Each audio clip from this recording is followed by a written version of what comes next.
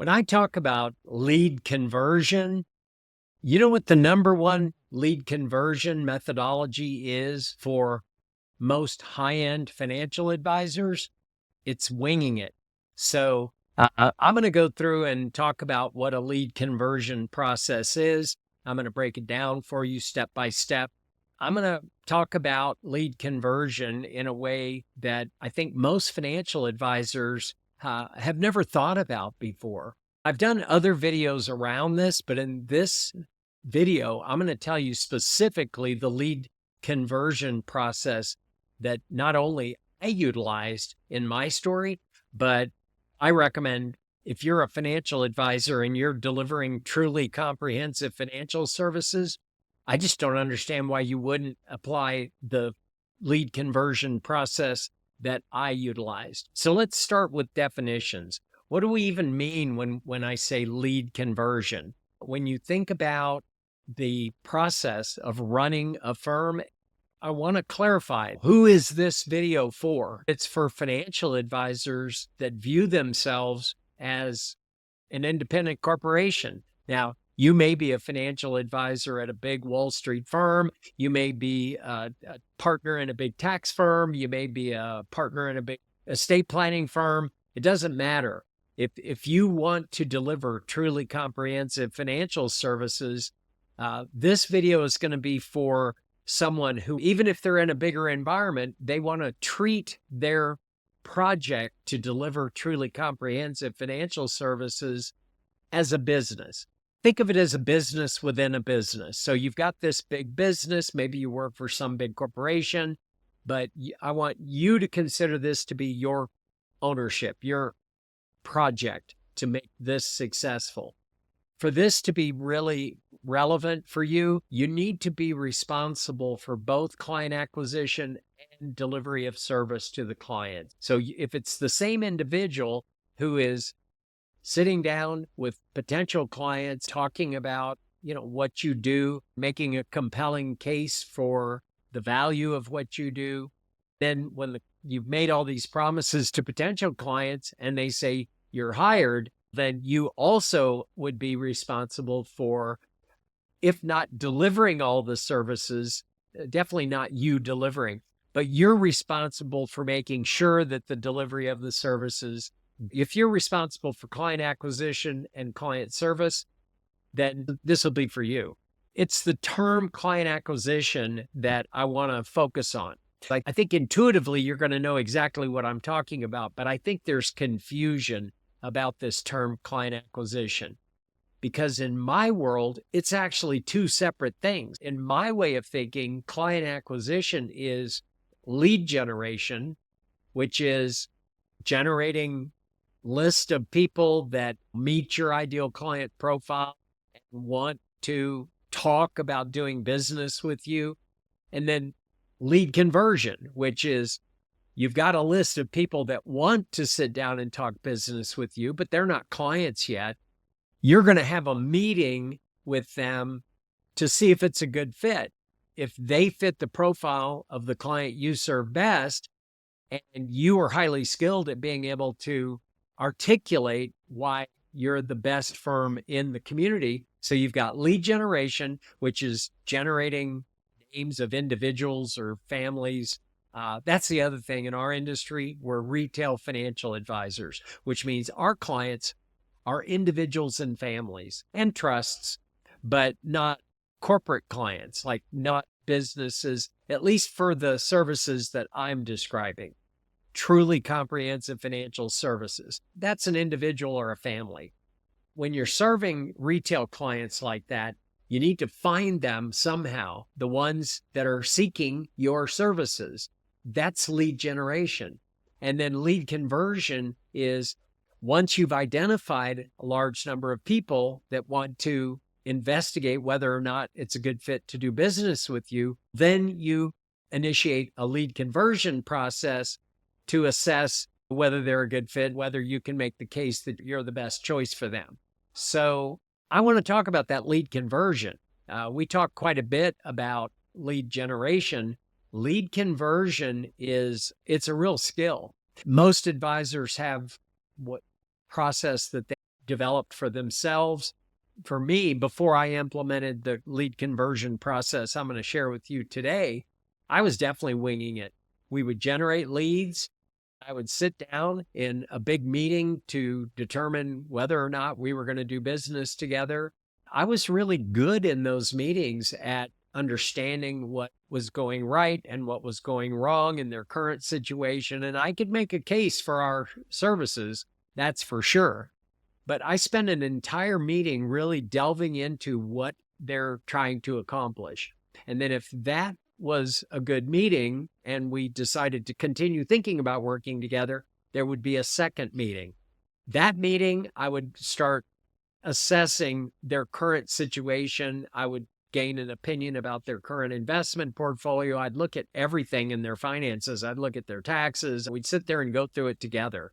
So you start to get the idea. This process of mine was effective, but it was grueling and tedious. These meetings are 60 to 90 minutes long, and it all culminated in a third meeting where I come back with my initial reactions to their objectives and what they currently have. We would sit down in a third meeting, then we would really finally come to the point where we decide whether it's a good fit to work with each other. It was very good, my process. The only reason I know that is I was the #1 top producer at my nationwide firm, and you don't get there by being ineffective at lead conversion. I was good at it, but oh my gosh, you talk about winging it. I was for sure winging it. I was just operating on my instincts of how would I want this process to go if it was me. That's a big mistake. The better way to look at it is think of it as though it's them. What are they going to like? So I did a study of the affluent. I did a deep dive researching successful, affluent, ideal client families, really digging into what do they want? If you ask a ton of affluent clients, how would you like this lead conversion process to go? The setup is pretty simple. You're looking at firms that you're trying to hire. So you have a need, you have in your mind what it is that you want in a firm like this. Then on the other side, there's a firm that does certain things. And it's almost like a dating service where you're trying to see if what you are seeking is what this firm's doing. If it's a good fit, then you decide to move forward. You hold hands and skip off into the distance. This was a very slow, grueling process for me. I enjoyed it, but I did not like how much time it took on my calendar. 3 meetings, and I was acquiring something like 3 new, we thought in terms of accounts back in those days, but I was adding 3 new accounts per week. This is a lot of these lead conversion meetings. So now I'm going to describe what I ultimately stumbled across. It was a strategy on the part of the chairman of the board of the nationwide firm that I was with. I told him that I was working too many hours, 80, 90 hours a week, and that something had to change. I was going to change my business, fix all this, including all these lead conversion meetings, of which were taking 3 hours at a minimum for each client onboarding. Something had to change. One year at the national conference for our broker-dealer firm, we met in Newport, Rhode Island that year. He invited a business coach, a consultant, a head of a training company for financial advisors to come be the keynote speaker at that year's conference. His name's Bill Backrack. So he came and he spoke to our group, and strategically, because I didn't know this until many years later, but that they had hired Bill, and there's all these people at the nationwide conference who are there to gain information and knowledge of the things that you get at these conferences. But they had selected him for me. I can empathize. There's your #1 top producer nationwide, and he's talking about leaving the business. Maybe we should do something. So they hired this Bill Backrack to speak. Then right after his keynote address, it's a multi-day conference, but the day he spoke, there was a luncheon following his talk. It was a top producer luncheon, so everybody went off to the banquet halls, but they had this top producer luncheon. There must have been 40 people in that luncheon.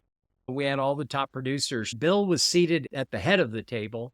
They put me just to his left. They had strategically set up this whole top producer luncheon, and they put me sitting right next to him. We started talking, and he said one thing that just changed everything for me.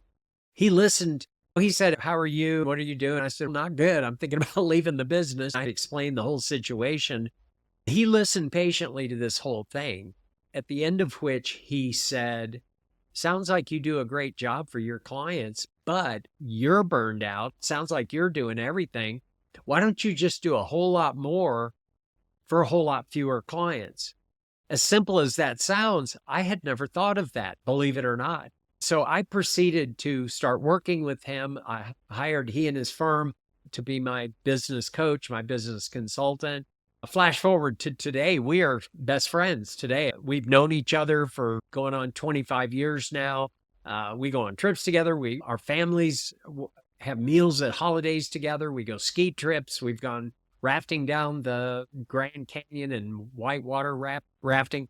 But then when I was just getting started, he was the one that really helped me figure out what to do if we're going to do a whole lot more for a whole lot fewer clients. Turns out his key tool that he had created and was famous for was a lead conversion process called the financial roadmap. So what's the financial roadmap? I'm not going to explain what it is other than to say you sit down with a potential client, takes about an hour. At the end of the hour, the clients have had an emotional breakthrough of clarity. They know precisely what the next step should be. It's crystal clear to all parties present. So I'm sitting there conducting the financial roadmap. They're sitting there trying to assess whether I'm a good fit for what they're looking for. In an hour, we get to that point where they have a breakthrough of clarity. They are ready to make a decision. They may not be looking for all that I am providing in terms of high-level service. Not everybody's looking for that. But for those who are looking for that level of service, it's obvious at the end of that meeting, I'm the dream come true. I'm the advisor they thought didn't exist. I'm the advisor that long ago they gave up on thinking that they could find someone to really coordinate things the way that they would like it to be done. Imagine I adopted this method called the financial roadmap. I hired Bill to skill me up. He has training. You come and believe it or not, I've been in a meeting where 500 advisors were trained over a 3-day period to be an expert at this meeting. It's really phenomenal what Bill has done. If you're lucky enough, if he's accepting clients, I recommend if you're a financial advisor, you should go check out billbackrack.com because, look, he's the one that said this to me at the beginning of the video. He said, the financial roadmap, it's the number 2 most widely used lead conversion process by high-end financial advisors worldwide, second only to winging it. And I laughed. I go, that's me. I was winging it. I was highly effective, but it was tiresome, taking up too many hours, and I was ready to leave the business. Then flash forward 3 months later, I'm being coached by Bill Backrack. He helps me transform my lead conversion process from 3 60 to 90-minute meetings. Imagine they come in for a 60-minute meeting. At the end of that meeting, it's clear to everyone whether or not we should move forward. So I started acquiring ideal clients utilizing the financial roadmap. I guess my point of this video is to say I have established 15 essential elements to an effective lead conversion process. These are the things that need to be in place if you're going to be effective, not at lead generation, not at client service, but once you've gotten a potential client, a non-client, to the point where they want to sit down face to face with you, have a conversation, and at the end of that conversation, make a decision whether or not the two of you will move forward professionally. That's lead conversion. In retrospect, after implementing the financial roadmap, because now I'm coaching and consulting lots of financial advisors all over the world, and all of them have their own lead conversion process. I'm smiling because it's mostly winging it, but whatever, it's fine. I don't require anyone to utilize any particular lead conversion process, but I always find an opportunity to assess their conversion process against the 15 essential elements, which in essence describe the financial roadmap. It's short, it's sweet, it's compelling, it involves both spouses. They leave the meeting in a way that you've added so much value, they will provide referrals to you whether or not you end up working together. Imagine having a lead conversion process where when they leave, they have had so much value from that initial client interview, they'll want to tell people about it. I just couldn't find anything else even close to it. Now that I've been consulting and mentoring financial advisors for almost 25 years, I've never seen anything that comes close to the financial roadmap. So the simple question I have is, why wouldn't you at least check it out? I recommend that you go look up BillBackrack.com. If you're a financial advisor, just see if they're accepting clients. Get connected with Bill Backrack and the financial roadmap. If he's willing to accept you as a client, he's got all the tools necessary to get you to the level of mastery within 4 months, probably less. But that's all I have. I just wanted to tell you how important this lead conversion process truly is. And if you're in a mood to assess your current process and try to streamline it, make it more effective, this is definitely something you should look at. All right, take care. See you in the next video.